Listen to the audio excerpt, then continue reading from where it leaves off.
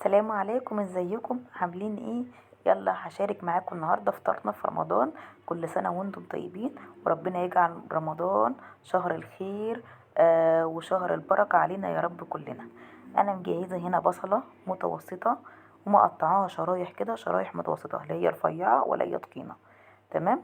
وبرضك كده شرايح من الفلفل مقطعاها كده كبيره شويه، مش رفيعه خالص. وواحد فلفل كده حامي. مجهزه اللحمه بتاعتنا وكم ورقه كده من اللورة. هنعمل بقى طاجن لحمة في الفرن حلو قوي. شوفوا اللحمة كده بيبقى فيها بقى شوية دهون كده، حتة طرية عشان لما تتعمل في الطاجن بتطلع كده طرية ويبقى طعمها جميل. مقطعة كده قطع متوسطة، ومجهزة بقى الخضار ومجهزة حاجاتنا بقى عشان هنعمل طاجن بقى تحفة. هنا بقى الطاجن بتاعنا هروح منزلة فيه الخضار كله. تمام. انا مقطعة الخضار تخين شوية كده مش رفيع، مع اني في العاده بحب اقطع البصل والحاجات دي بتبقى رفيعه. بس انا مقطعاه كده ان عقبال ما يستوي مع اللحمه في الفرن عايزاه يبقى محتفظ شويه بالقوام بتاعه، ما يتهريش مننا خالص. بعد ما اللحمه تستوي عايزه الخضار ده يبقى باين معانا كده. هبدا افكك كده البصل من بعضه، وهروح بقى ايه نازله معانا بالبهارات بتاعتنا. هحط حبه بسيطه كده من الكباب الصيني، وحبة بسيطة من بهارات اللحمة، وحبة بسيطة خالص من الايه من الفلفل الاسود. يعني نص معلقة صغيرة فلفل اسمر، ربع كبابة صيني، وربع بهارات لحمة او سنة كمان من بهارات اللحمة. مش حابة بهارات اللحمة اللي عندي خالص، فاحط منها حاجة بسيطة بحيث ان هي بتغمق معايا الاكل. وحطينا كده معلقتين من الزيت، وهنزل باللحمة بتاعتنا الجميلة.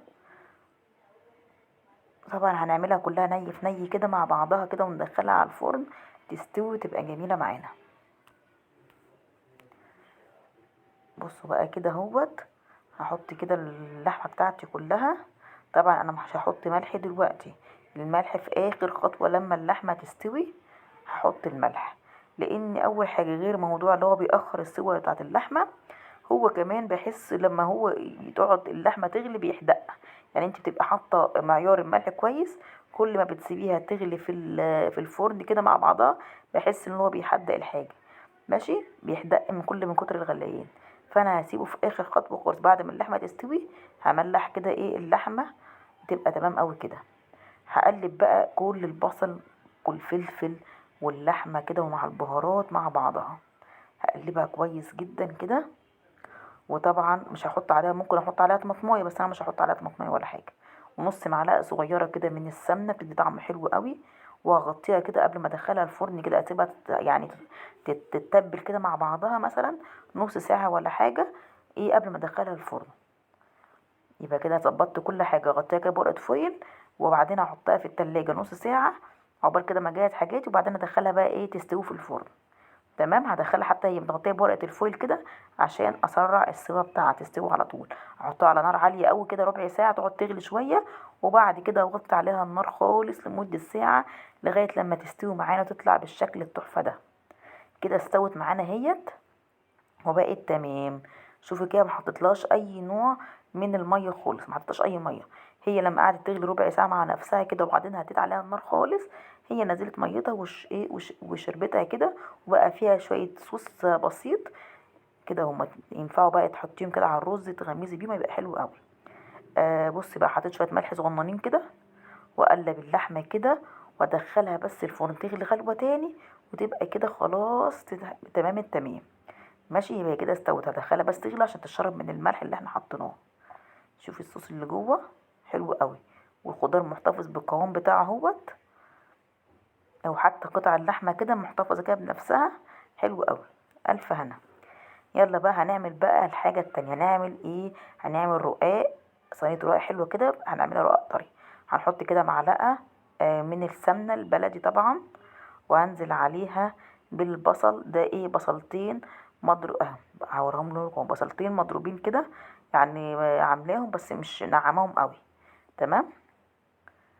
ضربتهم كده بكبة البصل وايه وهنزلهم كده على معلقة السمنة، واحط بردك معلقة زيت كده بردك تساعد معانا. واخدها بقى على البوتاجاز تبدأ تاخد لون خفيف معانا.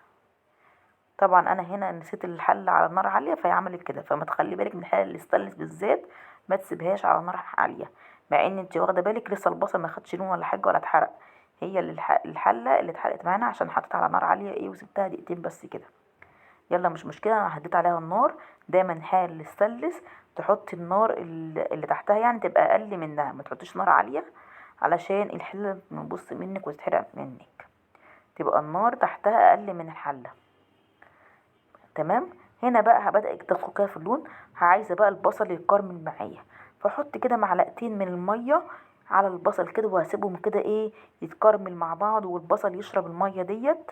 طبعا البخار عامل على الكاميرا خالص، معلش معلش البخار عامل على الكاميرا اهي كده. خلاص كده. بصوا كده خدت لون خفيف اهي البصلايه بتاعتنا، والبصله اتكرملت مع الميه كده وشربت الميه. خلاص كده اهي. بصوا عامله ازاي، خدت لون خفيف كده. انا مجهزه اللحمه بتاعتي اهي، كيلو الا ربع من اللحمه. بس انا طبعا مش هستخدم اللحمه دي كلها مش هستخدمها كلها. انا بحب دايما اعصق بزياده، وبعد كده بشيل بستخدم اللي بستخدمه والباقي بشيله في الفريزر. هستخدمه في اي حاجه بقى تانية، استخدمه في سمبوسه، اي حاجه بقى ايه محتاجه حشوات بطلع على طول. تبقى عندي حشوه اللحمه مفرومه جاهزه عندي في الفريزر، بطلعها واستخدمها. يلا بقى اسيبها على النار هاديه كده عشان تفك، لان اللحمه مش فكه معايا. فانا هسيبها كده على النار هاديه تفك كده ولونها هيتغير. واول ما لونها هيتغير على طول هعلي عليها النار، وهتبدا بقى تنزل ميتها وتشربها كده بالشكل ده، وتتعصج منها معانا ايه، وتبقى كده تنشف بقى من الميه بتاعتها، مبقاش فيها ميه كده.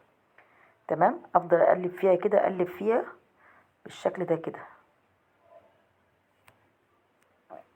هحط بقى في الاخر خطوه خالص بعد برضك ما تغلى خالص التسويه بتاعتها يعني، احط شويه فلفل اسمر وشويه كبابه صيني وشويه بهارات لحمه. تمام. وشويه من الملح في اخر خطوه، واقلب كده خلاص. وكده خلاص كده اللحمه مفرومه جهزت معانا. يبقى فلفل اسمر، كبابه صيني، بهارات لحمه، شويه من الملح. متحطش ملح كتير لان العصاق بتاع اللحمه مش بيحتاج ملح كتير. خلاص كده جهزت اهي معانا بقى. سيبها بقى تبرد على جنب. شوفها حلوه ازاي بالبصله كده، حطينا بصلتين حلوين كده عشان ايه يكتر الكميه كده، يبقى البصل فيها طعمه جميل، بيخلي طعم اللحمه جميل بصراحه. فضيتها كده في حاجه عشان تبرد بقى معانا، وهبدا بقى استخدمها. معايا لفه من الرقاق الطري، ده رقاق طري. اللفه فيها 5 وحدات بس، هي حلوه قوي عليها كده عشان تبقى حتى الصينيه متبقاش عاليه وتبقى مقرمشه كده وجميله. يعني 5 وحدات ونص كمان نص واحده. خلاص. فانا هحط بقى ايه الصينيه بتاعتي كده، احط فيها معلقه من السمنه كده، وهوزع السمنه كويس في كل الصينيه. يلا بقى يا حبيبه قلبي انزلي بقى حطي اللايك بقى، شجعيني باللايك كده الجميل، وكومنت حلو كده يشجعني. ويلا بقى لو اول مره تشوفيني اشتركي بقى في قناتي وشجعيني. تمام. دي بقى شوربه انا مسخناها عشان برضك هبلي، بما انه رق طري بس برضك هبله كده شويه في الشوربه كده، حاجه خفيفه خالص على طول كده، واروح شايلاه على طول وحطاه في الصينيه اللي انا دهنتها بالسمنه. ابصوا كده حطيته كده في الصينيه اللي انا دهنتها بالسمنه. احط بقى ال3 من تحت، 3 وحدات من تحت، واخلي 2 من فوق. تمام. عشان هما 5 بس، هما 5 ونص، فهحط 3 من تحت والاتنين ونص من فوق. بس هبل كده الرقاقية كده بل خفيفة كده في الشوربة بتاعتي او المرقة بتاعتي، واحطها على طول في الصينية. هرص بقى كده على بعضه. الشوربة كده تبقى سخنة كده، تبقى دافية يعني مش سخنة، او تبقى دافية كده. ابلل فيها كده الرقاقية واشيلها على طول عشان ما تتهريش معايا. بظبط انا كده الشكل بقى بتاعي والصينية بتاعتي عشان تبقى شكلها مظبوط.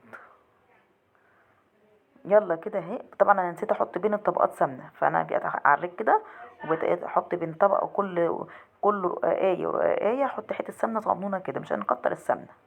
حته صغيره بقى كده بين كل واحده وواحده، وهي بقى تسيح مع بعضها. تمام. حته صغننه اهي. بصي كده اهي كده. كانت طبقات كده، عملت 3 تحت عشان الطبقه اللي تحت تبقى يعني ايه ماسكه نفسها شويه. يلا بقى هنبدا ننزل اللحمه المفرومه بتاعتنا. هناخد كمية حلوة كده، لا كمية مش هناخد كمية يعني عالية، كمية حلوة كده.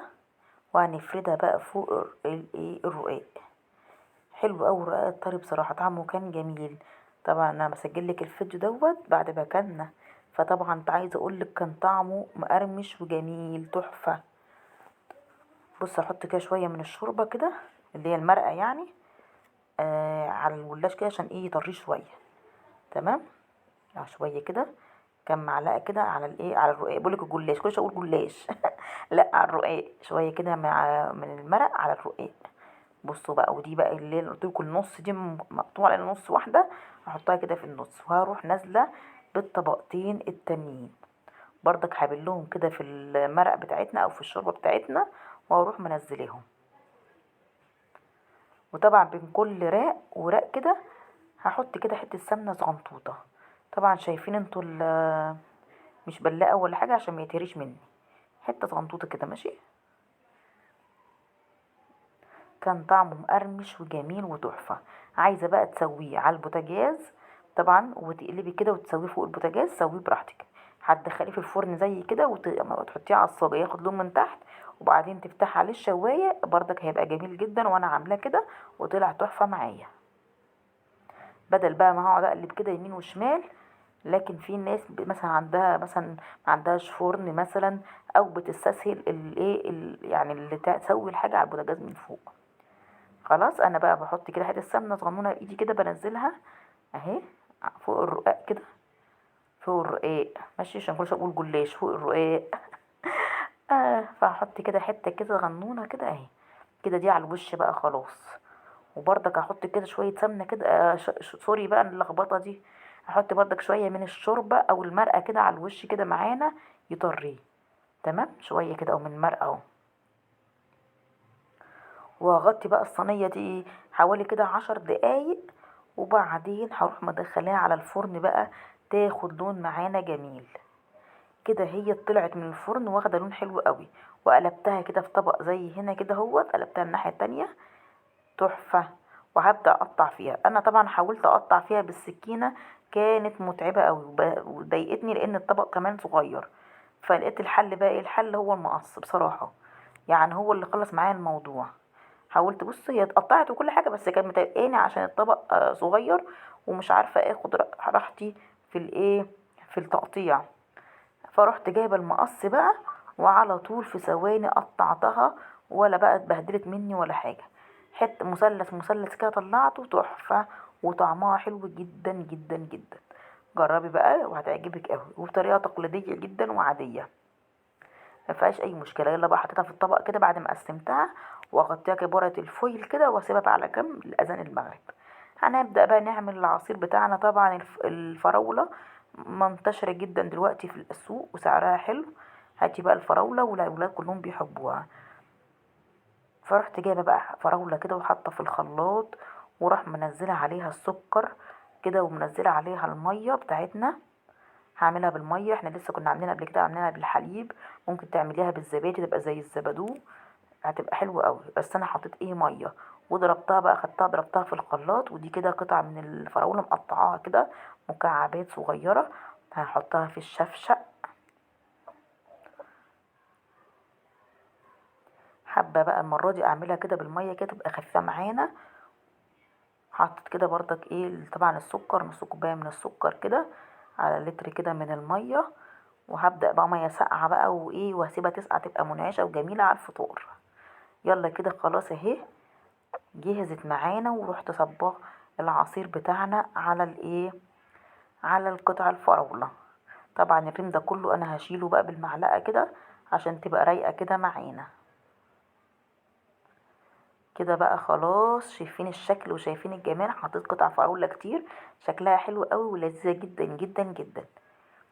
يلا بقى جربيها برضك، اعمليها بقى بكرة ولا حاجة بعد ما تشوف الفيديو بتاعي، هتبقى حلوة قوي، هتعجبك جدا.